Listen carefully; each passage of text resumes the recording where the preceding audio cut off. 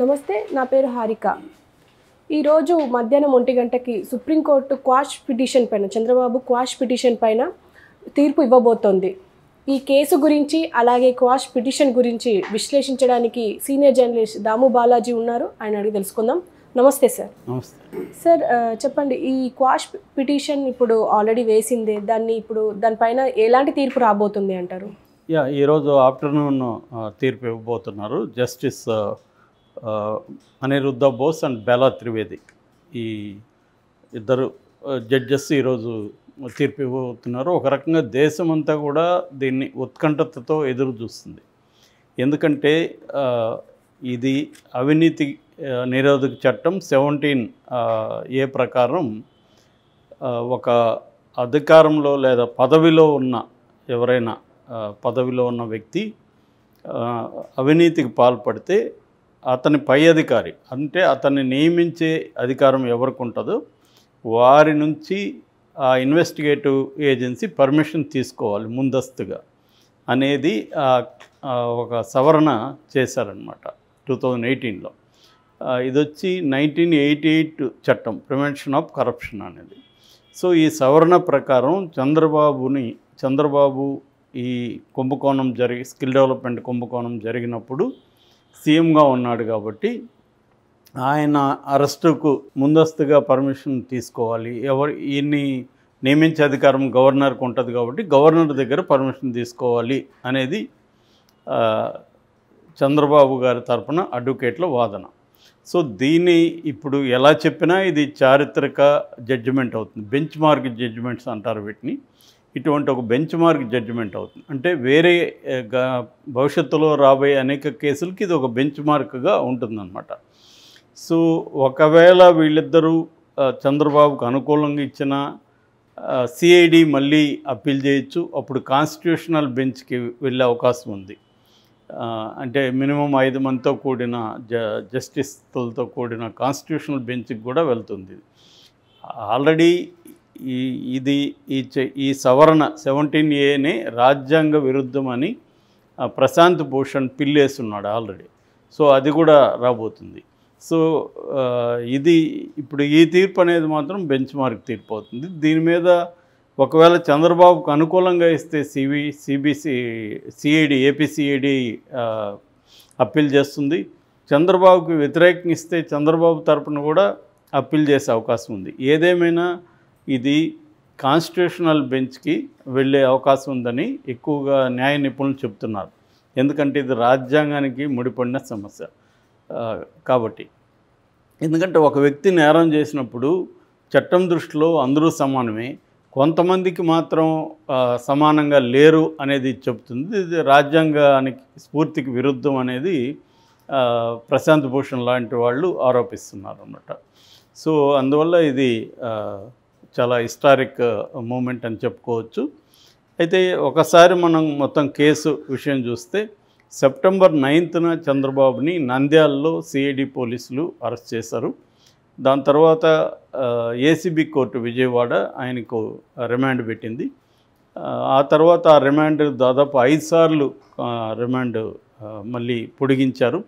మధ్యలో ఆ రోజు అరెస్ట్ చేసిన తర్వాత కూడా ఆయన్ని సిఐడి విచారించింది. తర్వాత కోర్టు పర్మిషన్తో జైల్లో కూడా ఆయన్ని 2 రోజుల పాటు సిఐడి విచారణ జరిపింది. దాని తర్వాత వాళ్ళు ఏం చేశారంటే అరెస్ట్ అయిన 5 రోజులకి ఈయన తరపున సిద్ధార్థ లూత్రా క్వాష్ పిటిషన్ వేశారు. ముందు నుంచి కూడా వాళ్ళు టెక్నికల్ గ్రౌండ్లోనే ఈ కేసుని ఆర్గ్యూ చేస్తున్నారు. అంటే ఈ కేసు అసలు పెట్టచ్చా లేదా ఇలాగా, సో పెట్టకూడదు, చెల్లదు అనేది. ఎవరైనా కూడా మామూలుగా ఫస్ట్ టెక్నికల్ గ్రౌండ్ కానీ స్ట్రాంగ్గా ఉన్నప్పుడు ఆ కేసు మెరిట్స్లోకి వెళ్ళారనమాట. జరిగిందా లేదా, కుంభకోణం జరిగిందా లేదా, జరుగుంటే ఈయన పాత్ర ఉందా లేదా అనేది తర్వాత సంగతి. అసలు ఈయన మీద కేసు పెట్టచ్చా లేదా అన్న యాంగిల్ నుంచి వాళ్ళు ముందు నుంచి కూడా చేసుకుంటూ వచ్చారు. దానివల్ల కూడా ఆయనకి బెయిల్ లేట్ అయింది. నిజానికి ఫస్టే బెయిల్ అప్పీల్ చేస్తుంటే, బెయిల్ కోసం చేస్తుంటే ఆయనకి బెయిల్ వచ్చేసి ఉండేదని ఎక్కువ మంది చెప్పారు. కానీ వాళ్ళు ఏంటంటే వన్స్ ఫార్ ఆల్ ఇప్పుడు జగన్ ప్రభుత్వం ఏం చేయబోతుందంటే వరుసగా కేసులు పెట్టబోతుంది అనేది వాళ్ళకి అర్థమైంది. ఎందుకంటే మినిస్టర్లు కానీ వైసీపీ ప్రతినిధులు మీడియాతో చెప్తూనే ఉన్నారు. ఇది ఒకటి కాదు, ఆయన మీద వరుసగా పెడతాము అని చెప్పారు. ఫర్ ఎగ్జాంపుల్ విజయసాయి రెడ్డి అయితే ప్రాసిక్యూషనబుల్ కేసెస్ ఈయన మీద మినిమం 7 ఉన్నాయి, రెడీగా ఉన్నాయి అనేది ఆయన చెప్పాడు కేటగారికల్గా. అందువల్ల ఇప్పుడు కానీ బెయిల్ అడిగామంటే వరుసగా కేసులు పెట్టి ఇరికిస్తూనే ఉంటారు. జైల్లో ఉన్నప్పుడే ట్రాన్సిట్ ఇదంటారు అన్నమాట, వారెంట్. సో ఈ ట్రాన్సిట్ వారెంట్ ఇష్యూ చేస్తారు, పీటీ వారెంట్ అంటారు దాన్ని, ప్రిజనర్ ఇన్ ట్రాన్సిట్ అనమాట. ఈ పీటీ వారెంట్ కానీ ఇష్యూ చేస్తే జైలు నుంచి ఆయన బయటికి రాడు. ఒక దాంట్లో బెయిల్ వస్తే ఇంకొకటి పీటీ వారెంట్ వస్తుంది. సో వీళ్ళు ఇలాగా అరెస్ట్ చేసి ఎన్నికల వరకు చంద్రబాబుని జైల్లో పెట్టాలనే జగన్ ప్లాన్ని దెబ్బకొట్టాలంటే మనం టెక్నికల్గా వెళ్ళాలి. అసలు ఈ కేసే ఈయన అరెస్ట్ చేయడమే చట్టవిరుద్ధం అని కానీ ప్రూవ్ అయితే ఇదే విషయము ఆయన మిగతా కేసులు కూడా వర్తిస్తుంది. కాబట్టి చంద్రబాబు మీద మిగతా కేసులు పెట్టాలంటే గవర్నర్ పర్మిషన్ తీసుకోవాలి. గవర్నర్ పర్మిషన్ తీసుకోవాలంటే గవర్నర్ ఆల్రెడీ జడ్జిగా పనిచేశారు కాబట్టి ఆయనకి అనుభవం ఉంది. కాబట్టి ఆయన అంత ఈజీగా without prima facie evidence permission ఇవ్వరు అన్న ఒక స్ట్రాటజీతో ఒకవేళ బెయిల్ లేట్ అయినా జైల్లో ఎక్కువ కాలం ఉండాల్సి వచ్చినా మనం ముందుకెళ్దామని చంద్రబాబు తరపున అడ్వకేట్స్ వెళ్ళారు. సో అక్కడ ఏసీబీ కోర్టు రిజెక్ట్ చేసింది క్వాష్ దీన్ని. తర్వాత హైకోర్టుకు వచ్చారు. హైకోర్టులో జస్టిస్ శ్రీనివాసరెడ్డి కూడా రిజెక్ట్ చేశారు దీన్ని. దాంతో మళ్ళీ సుప్రీంకోర్టుకి వెళ్ళారు. సుప్రీంకోర్టులో ఇది first justice Sanjiv Khanna, justice SVN Bhatti ధర్మాసనానికి వచ్చింది. ఎస్విఎన్ భట్టి ఏమో నేను ఆల్రెడీ ఆంధ్రప్రదేశ్లో ఇంతకుముందు పనిచేశాను కాబట్టి ఈ కేసుకు సంబంధించి నేను నాట్ బిఫోర్ మీ అని ఒక ఆప్షన్ని ఆయన పెట్టుకున్నారు, అంటే నేను విచారించను.